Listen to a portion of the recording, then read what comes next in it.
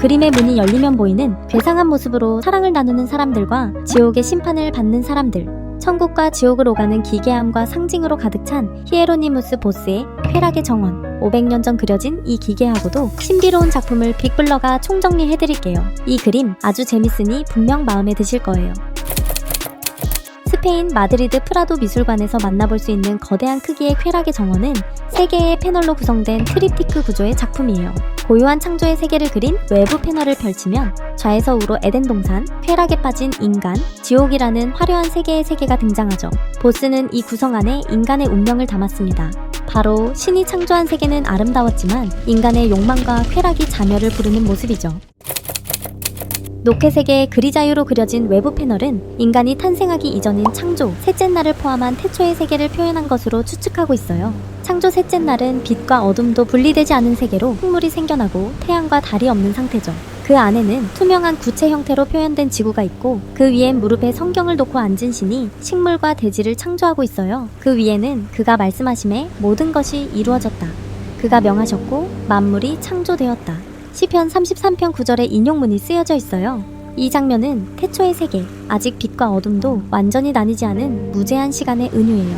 가능성만 있고 욕망은 아직 없는 상태. 하지만 이 무제한 세계가 열리는 순간 모든 비극이 시작됩니다.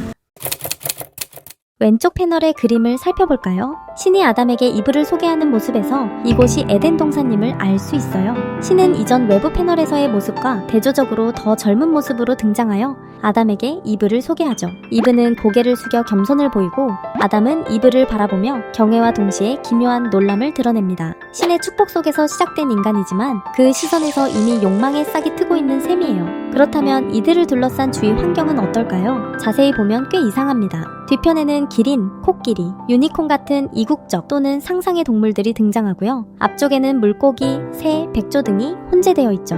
이 중 일부 동물들은 3개의 머리를 가졌거나 사람처럼 책을 읽는 생명체 등 현실에서 볼 수 없는 기괴한 모습을 하고 있어요. 게다가 중앙샘에 위치한 거대한 건축물은 이곳에서 창조와 탄생이 이루어질 것임을 암시하고 있어요. 겉보기엔 평화롭지만 곳곳에 타락의 조짐이 엿보이는 공간, 완벽한 낙원이라 생각했던 곳은 더 이상 존재하지 않습니다. 중앙 패널은 아담과 이브가 만들어낸 수많은 인간들이 펼쳐놓은 감각과 쾌락의 향연입니다. 이들은 순수하지 않아요. 자기중심적인 욕망과 탐닉에 빠져있는 상태죠. 과일을 탐하는 사람들, 거대한 딸기를 소중히 껴안는가 하면 새가 가져다준 작은 열매 하나를 얻기 위해 수많은 사람들이 아기새처럼 입을 벌리고 있어요. 그림 속 과일은 욕망과 탐닉을 의미해요. 게다가 우리는 알고 있죠. 과일은 쉽게 썩는다는 것을요. 즉, 이 모습은 쾌락의 덧없음을 보여주고 있어요. 이러한 딸기와 열매는 다수 등장하는데요. 이는 이미 이 공간에 인간들의 탐닉이 가득 차 있다는 것을 시각적으로 보여주는 요소이기도 해요. 동물을 타고 돌고 있는 사람들, 욕망이라는 동물을 탄 남성들이 여성들로 가득 찬 샘물 주위를 빙글빙글 돌고 있어요. 무한한 원을 도는 모습을 통해 인간의 끝없는 욕망을 나타내고 있습니다. 구슬 속 커플이 갇힌 듯한 유리방울 속 장면은 자아에 갇혀 감각에만 몰두하는 인간을 상징합니다. 투명하게 보이지만 외부와 단절된 고립의 상태이기도 하죠. 그들은 밖에서는 안이 훤히 보인다는 것은 전혀 신경 쓰지 않은 채 욕망에만 집중하고 있어요. 이곳은 파라다이스처럼 아름답지만 공동체가 부재하고 감각에 몰두한 개인들만 존재합니다. 욕망은 죄로 인식되지 않기에 무지에 의해 타락합니다. 그림 속 인간들이 지나치게 즐거워 보인다고요? 그게 바로 보스의 의도예요. 보는 사람에게 저기선 좀 놀아보고 싶다는 생각이 들게 만든 후 바로 다음 패널에서 그 대가를 보여주죠. 오른쪽 패널, 이곳은 아름다운 정원의 대가로 주어지는 고통의 세계, 지옥입니다. 불타오르고 있는 도시, 전쟁을 위해 행군하는 사람들, 그리고 그 사이에서 인간들에게 속삭이고 있는 악마들까지. 그들의 발치에 널린 음악, 카드, 술병들은 쾌락의 끝에서 저주받고 있는 인간의 모습을 보여주고 있어요.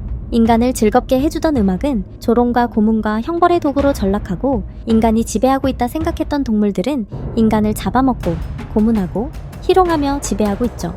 그중 눈에 띄는 건 단연 트리맨입니다. 마치 달걀 껍질이 깨진 듯한 동굴 같은 몸통을 뒤틀린 팔과 나무줄기로 고정하고 있는 모습은 무너진 인간의 자아를 보여주고 있어요. 그의 몸 안에선 악마들의 선술집이 열려있고 머리 위에서는 악마와 동물들이 인간을 애완동물처럼 데리고 퍼레이드를 하고 있어요. 트리맨의 아래에서는 퍼레이드에 참여하려는 동물과 애완인간, 그 위로 자신이 인간임을 숨기고 체계에 편입되려는 듯 온몸을 꽁꽁 싸맨 한 사람이 사다리를 올라가는 모습을 통해 이중성을 상징하는 디테일을 보여주고 있죠. 그래서 트림에는 보스 자신의 자화상 또는 무너진 인간의 내면, 그리고 지옥에서 관찰자로 남은 자로 해석되고 있어요. 앞서 천국에 있던 사람들은 어떻게 됐을까요? 왕좌 같은 변기에 앉아있는 새 머리의 괴물은 인간을 잔뜩 집어삼키고 있어요. 왕관을 쓴 듯한 모습에 지옥의 왕자라고도 불리는 이 괴물 아래에서 열매를 탐했던 식탐 많은 인간은 탐식의 대가를 치르고 있고, 욕망을 탐했던 인간은 배설되고 있어요. 이 지옥은 단테의 신곡처럼 7대 죄악을 반영하며 쾌락의 끝은 고통뿐임을 시각적으로 보여주고 있습니다. 천국의 분위기와 완전히 대비되는 파멸의 세계인 거죠. 기독교적 관점에서 쾌락의 정언은 인간의 자유의지가 죄를 선택하고 결국 심판을 받는 과정을 나타냅니다. 신이 세상을 창조하였으나 아담은 신보다 이브를 먼저 바라봅니다. 이 장면은 인간의 최초의 욕망을 암시하죠. 그렇게 인간은 하느님의 뜻과 질서를 떠나 감각과 쾌락을 추구하는 상태에 빠졌어요. 과거 중세교회에서는 쾌락의 과도함은 사탄의 통로로 보았고, 이 작품은 이를 과장된 방식으로 보여주고 있는 거예요. 또한 지옥은 요한계시록에 등장하는 최후의 심판을 시각화한 형벌의 세계로 해석돼요. 여기서 음악, 음식 등 쾌락의 도구는 고문 도구로 전락하였는데, 이는 죄는 곧 형벌을 부른다는 중세교회의 교리를 그대로 옮긴 것이죠.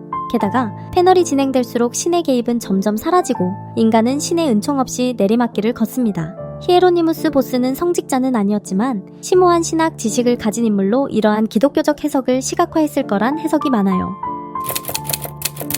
알레고리란 표현 너머에 추상적, 도덕적 메시지를 담은 은유적 서사입니다. 과일이 탐욕을 나타낸 것처럼 상징이 곧 개념이 되는 방식이죠. 보스의 쾌락의 정언은 단순한 종교화가 아니라 인간의 허위, 무지, 반복적인 탐닉에 대한 풍자로 읽히기도 해요.